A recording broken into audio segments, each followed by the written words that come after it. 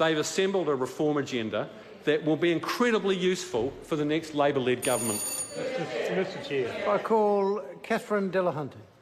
Kia ora, koutou katoa, ngā mihi nui ko tēnei pō.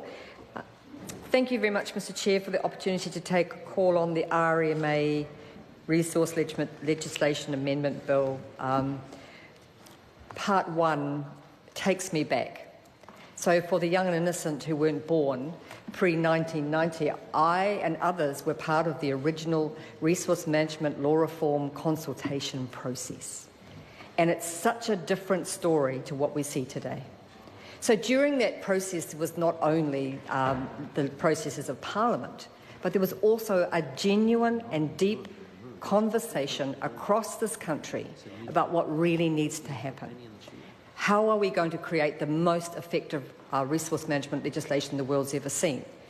And, you know, as a much younger person, it was very interesting that the Ministry for the Environment invited us to come to Wellington with our kuia from Ngāti Whanaunga, from Manaia, and from the unashamed anti-mining organisation which was currently blocking roads at the time, and actually thought that those of us who were deeply concerned enough about the environment, prepared to stand our ground in non-violent direct action, also might have a view on better law.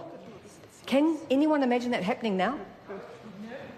There's no way now that the conversation is being held with the people who are the most passionate, not only about law, but about standing their ground in communities. And what's disturbing about Part 1 is this is so far from the original spirit of the RMA. It's about limiting and restricting citizen rights. And it's extraordinary because our communities rely heavily on the ability to participate in this stuff, and they already struggle with the increasing limitation that's been imposed through the many amendments to the RMA since the 1990s, and now it's going to get worse. So what the government has done is shoehorned into Part 1, alongside the agenda which is supposedly about housing, a whole lot of other things. It's been a great opportunity to further restrict the rights of people to participate in planning issues and in consenting processes. And for those of us, for example, who are working at the moment on water, an incredibly important and contested space, this law is not only confusing, it's actually stripping us of the opportunities we need for some very, very major issues and very specific issues. And I do have some questions for the Minister about the contents of the national planning standards and how on earth they relate to the national policy statements, and how they relate to the Clean Water Plan that's just been released, and how on earth all of that is supposed to fit together into a coherent statement which regional councils and communities tangata whenua could possibly interpret. The more words does not mean the better protection of the environment if the underlying agenda is restricting the right of people to participate and the concept of fast-tracking. And deeply embedded in Part 1 of this bill is the idea of fast-tracking both planning and consenting processes that actually prevent people from having a say on critical matters. So I'm just going to talk about water. For example, this is not theoretical all around the motu. This is a live issue, for example, for the Ruataniwha Dam. So there's not only the court case associated with the land swap, but also the incredible court cases that have gone on to talk about the nitrate issues in the Tukituki River.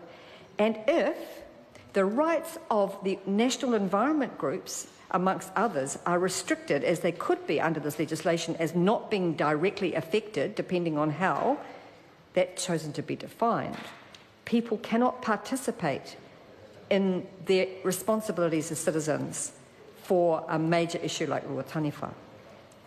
Then there are issues like the Tarawera River, where a company has a consent for another 20 years to pollute a river, and the only thing that stands between that being an ongoing situation is the activity of citizens who are trying to get review clauses into the consent, and then next time, in the 2030s, because the company still wants to use the river as a drain then, they've got no plan to get out of that river. How will the citizens participate if they are not directly affected parties? And myself and my partner, who've spent 30 years working on that river, 30 years of his life, and I came on a bit more lately, but we participate in all the processes as much as we can. We're not going to be seen as affected parties because we don't live next to the pulp mills. We don't live next to the river. Mr. Chair. Catherine Delahunty. Mr. Chair, thank you very much. Another example, Waikorepupu Springs, where the water allocation issues upstream of that wahitapu. The important issues there is the ability of communities to participate in deciding how that spring's going to be protected. And if you go through the clauses around the restriction of powers and that are being imposed through Part 1, you can see that the ability of those people, if they are not the farmers affected and if they are not living next to the springs, how much more difficult it's going to be. Mount Aspiring National Park. The water bottling debacle from taking the pristine, most pristine water from Tuning Fork Creek and pumping it through Jackson's Bay into a ship. Already the RMA has been restricted to the point where very few parties locally knew this was going on and very few could participate. But the point, Mr. Chair, is that this law will make that worse. It will restrict participation in the planning processes that create the frameworks for participation, and then in the actual ability, if those planning processes fail the communities, fail the environment, to actually participate in the consenting processes. The bill, as our minority report says, gives Minister sweeping powers to go against the community's will and impose his decisions on our cities, towns and countryside.